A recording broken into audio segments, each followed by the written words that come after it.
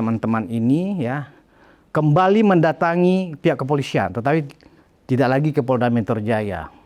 Berkemungkinan besok pagi teman-teman ini akan mendatangi Mabes Polri. Bisa jadi ini ke Divisi Propam Polri, ya. Mungkin mereka bermaksud ingin mendesak Propam untuk memeriksa para penyidik di Polda Metro Jaya. Ada apa? Nggak usah Anda ya berargumentasi di ruang publik, karena proses keadilan ya di Indonesia setidaknya berdasarkan sistem hukum yang berlaku di negara kita adanya di pengadilan, bukan di televisi, bukan di podcast. Udah selesai, cebong. Kenapa cebong? Karena Pak Jokowi gemar memelihara kodok. Anak bibit kodok tuh namanya cebong. Makanya kalian juluki Pak Jokowi cebong kan? Kami nggak masalah. Oh ternyata kalian kampret, berbalas-balasan.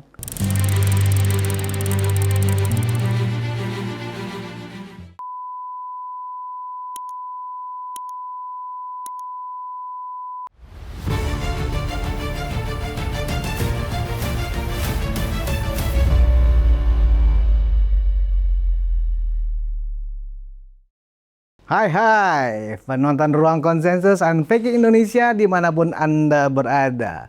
Kembali berjumpa bersama saya Budius Ma'rufiliang, anak sulung Mulyono, bukan anak onta dari Gurun Sahara. Kali ini saya akan bercerita tentang sesuatu yang akan mengejutkan bulan Oktober ini. Ya, sebenarnya sih bukan mengejutkan, tetapi memang akan menjadi suatu kegembiraan bagi kita, ya, karena kasus pencemaran nama baik yang dilaporkan oleh Pak Jokowi yang sejak Agustus ya sudah dilaporkan, sekarang sudah masuk minggu pertama bulan Oktober 2025, akan memasuki tahap-tahap yang sangat menentukan yang selama ini kita tunggu bersama, khususnya para termul dimanapun Anda berada. Termul adalah termulia, ya, bukan ternak Mulyono. Tapi kalau Anda merasa nyaman dengan istilah ternak Mulyono, tidak ada masalah. Nah, kenapa saya bilang ini hari bergembira? Karena sejak pagi sampai sore tadi saya berkebetulan ya ikut menghadiri rapat konsolidasi ya relawan Jokowi Prabowo Gibran di Jakarta. Luar biasa, lebih dari 30 ketua-ketua umum dan petinggi masing-masing relawan, mereka mengadakan semacam pertemuan yang sangat serius ya. Karena minggu lalu mereka sudah press conference juga dan sudah melaporkan mendesak, mengajukan surat ke Polda Metro Jaya untuk mempertanyakan kenapa hingga hari ini ya 12 orang terlapor yang sudah SPDP-nya sudah dikirim oleh penyidik Polda Metro Jaya kepada pihak kejaksaan tidak berangkat juga prosesnya ke pengadilan. Artinya, kenapa pihak penyidik Polda Metro Jaya tidak juga memberikan status tersangka kepada 12 orang terlapor, khususnya kepada teroris. Tahu kan istilah teroris sekarang? Yaitu Tifa, Roy Suryo, dan Rismond. Inilah bintang ya. Bintang yang sebenarnya bintang yang tidak baik sebenarnya, tetapi ya mereka sudah menguasai panggung dan DFK yang mereka mainkan selama ini sudah membuat mereka menjadikan dirinya sebagai selebritis di sosial media, di televisi nasional, di podcast. Mereka mengumbar ya kan betapa Pak Jokowi tidak memiliki ijazah alias tidak lulus dari Universitas Gadjah Mada, Fakultas Kehutanan. Dan ternyata relawan Jokowi ya dan ada Pradi Bersatu dan termasuk Pak Jokowi bulan Agustus lalu sudah melaporkan mereka. Pak Jokowi melaporkan ke Polda Metro Jaya, kemudian relawan Jokowi dan Pradi Bersatu melaporkan ke Polres Jakarta Selatan dan Polres Jakarta Pusat. Dan kita sudah masuk ke tahap yang sebenarnya menyebalkan. Kenapa saya bilang menyebalkan? Karena pihak penyidik Polda Metro Jaya yang sudah berulang kali menyebut bahwa sudah cukup alat bukti, bahkan lebih dari cukup. Tetapi 12 orang terlapor ini masih gentayangan, ya, masih gentayangan, ada di televisi, ada di podcast, ya. Mereka mengumbar terus disinformasi, fitnah dan kebencian kepada Pak Jokowi, bahkan kepada Gibran, wakil presiden kita. Dan kita meyakini dari apa yang saya ikuti tadi, saya meyakini bahwa akan ada kejutan bulan Oktober ini. 12 orang ini ya dipastikan mendapatkan status dari pihak Polda Metro Jaya. Tersangka pastinya. Dan setelah tersangka, teroris ini ya bisa saja akan langsung ditahan. Ya, karena dari pasal-pasal yang disangkutkan dengan unsur ya yang sudah terpenuhi oleh mereka lebih dari 5 tahun. Artinya tersangka dan langsung ditahan menggunakan pakaian orange. Tangan di borgol. Wah, ini pasti luar biasa bagi kita semua. Para pengacau tidak akan ada lagi mewarnai ruang publik kita. Nah, mungkin ya besok teman-teman ini ya kembali mendatangi pihak kepolisian, tetapi tidak lagi ke Polda Metro Jaya. Berkemungkinan besok pagi teman-teman ini akan mendatangi Mabes Polri. Bisa jadi ini ke Divisi Propam Polri, ya. Mungkin mereka bermaksud ingin mendesak Propam untuk memeriksa para penyidik di Polda Metro Jaya. Ada apa? Sehingga tugas-tugas penyidik untuk segera menuntaskan kasus yang sudah terang benderang ini, ya, untuk tidak memberikan status tersangka kepada 12 orang terlapor yang SPDP-nya, surat perintah dimulainya penyidikan, ya, sudah diterbitkan oleh penyidik Polda Metro Jaya. Dan kita tahu semua bukti-bukti ya yang menyangkut 12 orang terlapor ini sudah lebih dari cukup. Nah, saya berharap memang ya Polda Metro Jaya tidak lagi ya menunda-nunda persoalan ini. Dan jika masih ditunda-tunda, ya kan, ya tentu akan ada langkah-langkah kejutan lainnya yang dilakukan oleh teman-teman relawan Jokowi, Prabowo, Gibran ini. Dan mereka tadi sudah sepakat, tapi saya nggak bisa spill sekarang apa langkah-langkah yang mengejutkan yang akan dilakukan oleh teman-teman ini manakala ya dalam bulan ini 12 orang terlapor itu juga masih ngatung statusnya alias nggak jelas. Mereka bahkan masih seperti Roy Suryo masih cengengesan di media televisi, ya kan? Rismon, ya kan, masih seperti seorang jagoan di televisi, maki-maki mantan Kapolri, ya kan? Kita akan lihat seberapa sakti orang yang di belakang layar, tokoh atau orang-orang yang terlapor ini. Kita tunggu. Ini menarik sekali. Nah, kenapa ini saya pikir adalah saya agak bergembira ya karena dari pembicaraan yang tadi saya dengarkan secara sungguh-sungguh ternyata di luar dugaan saya para calon tersangka ini sebenarnya sudah nggak bisa mengelak lagi. Ya memang sudah cukup dasar-dasar hukum ya, pasal-pasalnya, mens reanya, unsur-unsurnya semua sudah terpenuhi. Unsur-unsurnya semua terpenuhi sehingga kepada 12 orang ya, termasuk juga Abraham Samad ada di dalamnya, ada Egy Sujana, ya, selain teroris ya, selain Tifa, Roy Suryo, Rismon, ada juga Rizal Fadila, Abraham Samad, ya ada Michael Sinaga, apa lagi ya, Kurnia Tri Royani, ya kan, Aldo, ya kan, dan pokoknya 12 orang. Jadi sebaiknya ke-12 orang ini siap-siap menjalani proses ke pengadilan. Anda nggak akan langsung dipenjara, sabar bos. masih ada proses pengadilan. Jika 12 orang ini merasa punya dalil yang bisa membantahkan ya bukti-bukti yang ditemukan oleh penyidik atas yang dilaporkan oleh Pak Jokowi dan teman-teman relawan, silakan. Publik akan melihat nanti di pengadilan. Publik akan menilai, mendengarkan di pengadilan. Alat bukti apa yang akan Anda ajukan ke hakim untuk membantah bahwa Anda telah satu, mencemarkan nama baik, menyebarkan kebencian, ya, menyebarkan perbuatan tidak menyenangkan, ya, dan itu semuanya adalah area-area pidana. Kita rakyat Indonesia menunggu kebenaran di tangan majelis hakim, bukan di tangan mulut-mulut Anda, ya, yang mengatakan sekian ribu triliun persen yakin ijazah Pak Jokowi palsu. Silakan Anda buktikan di pengadilan.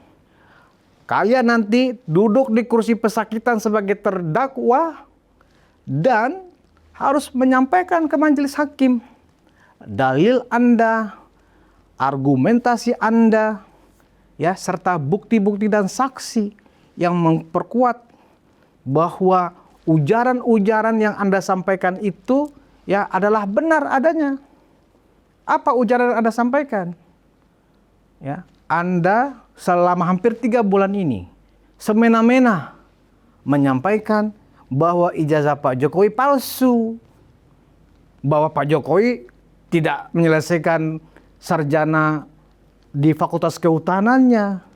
Bahkan ada juga yang menyebut ya Pak Jokowi sebenarnya bukan mahasiswa Fakultas Kehutanan UGM. Ini lebih lucu lagi, ya kan? Nah sekarang Anda silahkan sampaikan bukti-buktinya di pengadilan. Kami akan menonton dan melihat sehebat apa ya kalian yang selama ini hebat di panggung-panggung ya media televisi, apakah di hadapan pengadilan Anda masih mampu segarang itu, atau jangan Anda tampil dengan wajah sebaliknya, meraung-raung, menangis-nangis, ya kan, meminta maaf kepada Pak Jokowi, meminta damai dan seterusnya. Kita nggak tahu. Tetapi yang pasti Andi Azwan, sahabat saya, ya, sudah menghadap Pak Jokowi kemarin. Menanyakan, Pak, apakah Bapak masih bersedia untuk berdamai? No. Silakan proses hukum diteruskan. Pak Jokowi tegas kali ini. Tidak ada kompromi.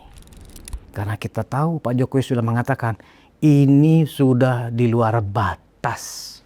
Saya sudah merasa dihina serendah-rendahnya oleh orang-orang ini. Pak Jokowi diam, dipikir oleh mereka ini Pak Jokowi itu memang seperti dugaan mereka. Pak Jokowi diam itu karena sabar. Tapi ketika kesabaran itu disalahgunakan, disalahartikan dengan terus membangun narasi, ya tentu sehebat apapun Pak Jokowi, sesabar apapun Pak Jokowi juga adalah manusia biasa. Ini adalah masalah harga diri, masalah integritas, masalah reputasi yang nggak bisa dianggap remeh. Karena itu Pak Jokowi melaporkan, ya, kuasa hukum Pak Jokowi sudah membawa lebih kurang 24 video. Bayangin, 24 video loh penonton Ruang Konsensus yang sudah diberkas oleh penyidik di Polda Metro Jaya. Jadi ini nggak main-main. Tidak sekedar melaporkan. Ya, kalau mereka menuduh bahwa Pak Jokowi tidak menyebutkan nama siapa yang dilaporkan, silakan sampaikan itu ke hakim, bro. Nggak usah Anda ya berargumentasi di ruang publik, karena proses keadilan ya di Indonesia setidaknya berdasarkan sistem hukum yang berlaku di negara kita adanya di pengadilan, bukan di televisi, bukan di podcast, tetapi di depan hakim dalam sebuah sidang pengadilan. Anda bisa bantah 24 video yang dijadikan bukti ya oleh tim hukum Pak Jokowi untuk menjelaskan fitnah-fitnah yang sudah Anda sampaikan, yang sudah Anda tebarkan kepada masyarakat. Betapa Pak Jokowi adalah orang yang Anda anggap sebagai orang yang sudah membohongi seluruh masyarakat Indonesia. Ketika Anda tidak bisa membuktikan bahwa Pak Jokowi sudah berbohong, Bapak Jokowi itu Anda tuduh orang yang harus diadili, ya. Ini saatnya. Oktober 2025 Anda siap-siap berhadapan di pengadilan. Asik kan? Ini barunya, ini yang disebut dengan supremasi hukum, bro. Karena itu teman-teman relawan ini yang kemudian ingin melaporkan penyidik ke Propam barangkali ya, ke Propam di Mabes Polri. Ya, melaporkan ada hal yang perlu dipertanyakan. Kenapa penyidik Polda Metro Jaya juga tidak segera memproses sampai tuntas, sampai ke pengadilan kasus ini. Jika setelah dari Mabes juga belum ada ya tindak lanjutnya, tim relawan, tim hukum Pak Jokowi ini akan mengambil langkah yang lebih progresif lagi. Dan saya pikir itu bisa gempar nantinya. Luar biasa. Saya tidak bisa bicara sekarang. Biarkan nanti mereka yang bicara langsung. Rasa tidak mau mendahului. Ya. Apa hikmahnya bagi kita? Hikmahnya bagi kita, kita juga tidak ingin membela Pak Jokowi secara membabi buta, tidak. Kami, rakyat Indonesia, yang kebetulan memang simpatisan, loyalis, pencinta Pak Jokowi, karena Pak Jokowi sudah membangun republik ini lebih dari presiden-presiden sebelumnya. Nyata. Kami hanya ingin melihat bukti bahwa orang yang kami cintai, orang yang sudah berjasa ke seluruh rakyat Indonesia, karena orang-orang yang membenci Pak Jokowi ya juga menikmati ya pembangunan yang itu adalah buah dari kerja Pak Jokowi sebagai presiden 2 periode. 10 tahun lamanya. Ya, jadi inilah menyebabkan saya dan mungkin Anda semua dimanapun Anda berada, termasuk juga teman-teman yang ada di luar negeri, para pecinta Jokowi, para pecinta keadilan, para pecinta republik ini. Kita sama-sama saksikan sehebat apa Roy Suryo membangun dalilnya. Sesadis dan sesangar apa Rismond ya di hadapan hakim. Sehebat apa, seluas apa si Tifa ya di depan pengadilan nanti. Mari kita tonton sama-sama. Inilah yang saya tunggu, inilah yang menyebabkan saya bergembira. Sehingga kasus ini nggak lama, paling proses pengadilan anggap 2 bulan atau paling lama 3 bulan. Definitif ada keputusan, Anda bersalah atau Anda tidak bersalah. Fair. Inilah hukum. Tidak ada Pak Jokowi mengintervensi. Kehadiran para relawan menghadap atau melaporkan ke Mabes Polri itu adalah karena mereka lah yang melaporkan. Ya kan? Relawan ini yang melaporkan dugaan pencemaran nama baik ini, dan itu sudah diterima oleh kepolisian, tidak ada masalah. Wajar kalau mereka kemudian juga mendesak pihak kepolisian untuk segera menuntaskan kasus ini. Tahapan-tahapannya diselesaikan. Oke, cukup fair sebenarnya. Jangan kemudian kita menjadi orang yang seperti keledai. Keledai dungu itu adalah sebodoh-bodohnya makhluk di muka bumi. Kita dengar dari dulu ada pepatah ya kan. Jangan sampai seperti keledai terantuk di lubang yang sama. Itu keledai. Nah, jika kita tidak dalam posisi keledai dungu, ya, mari ya kita lihat dan simak ya seperti apa kebenaran itu ditegakkan di pengadilan. Jangan kita menjadi orang-orang yang hanya menerima informasi-informasi sepihak dari teroris ini, ya, dari kelompok 12 orang ini. Kita menjadi keledung nanti. Keledung. Keledung. Jangan. Ya. Kenapa istilah-istilah ini kemudian menjadi rame? Karena kalianlah yang memulai duluan. Kalianlah memulai duluan menjuluki kami-kami ini adalah ternaknya Mulyono. Ternak itu kan hewan piaraan. Ya, kalian toh yang memulai. Jadi kalau kemudian ada balasan kreativitas dari teman-teman Jokowi lovers, ada istilah keledung, ya itulah bagian dari bagaimana sistem pertahanan para Jokowi lover, ya, menghadapi ejekan-ejekan kalian. Dulu kita mengenal istilah, ya, cebong kampret, juga binatang. Gak ada masalah. Cebong kampret. Udah selesai, cebong. Kenapa cebong? Karena Pak Jokowi gemar memelihara kodok. Anak bibit kodok tuh namanya cebong. Makanya kalian juluki Pak Jokowi cebong kan? Kami nggak masalah. Oh, ternyata kalian kampret, berbalas-balasan. Termul, terminologi baru atau julukan atau ejekan baru yang kalian sampaikan, ya kan? Sekarang ada lagi muncul balasan, keledung. Karena itu, hentikan kita saling ejek-mengejek dengan kita tunggu proses pengadilan kepada orang-orang yang selama ini memonopoli kebenaran dengan bacotnya.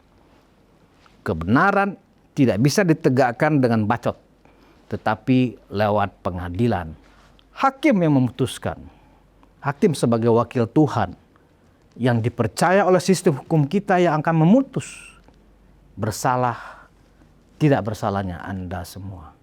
Kepada Roy Suryo, Tifa, Rismon, Abraham Samad, Rizal Fadilah, Kurniati, dan lain-lain, siap-siap puaskan hari-hari Anda di bulan Oktober ini sebelum Anda ditetapkan punya status tersangka dan kemudian ditahan.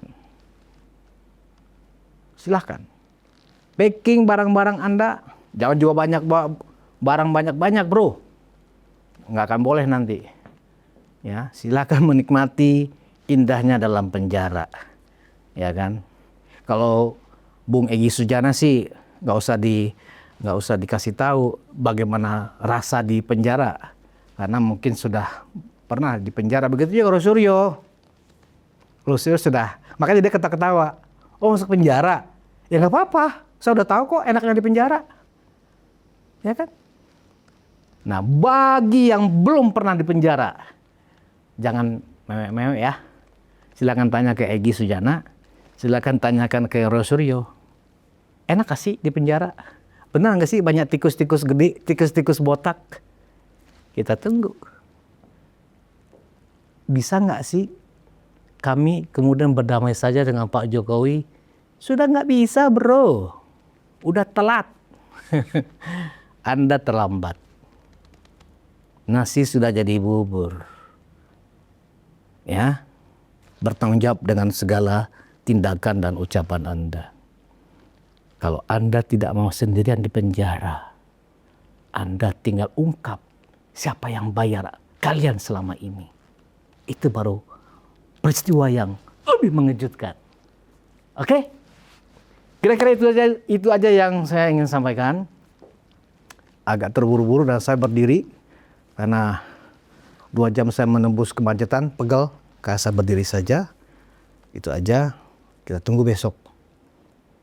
Di Mabes Polri akan ada kedatangan teman-teman relawan, kedatangan tim hukum untuk melaporkan penyidik Polda Metro Jaya ke Mabes Polri. Terima kasih atas perhatian Anda. Sekali lagi, hukum harus ditegakkan.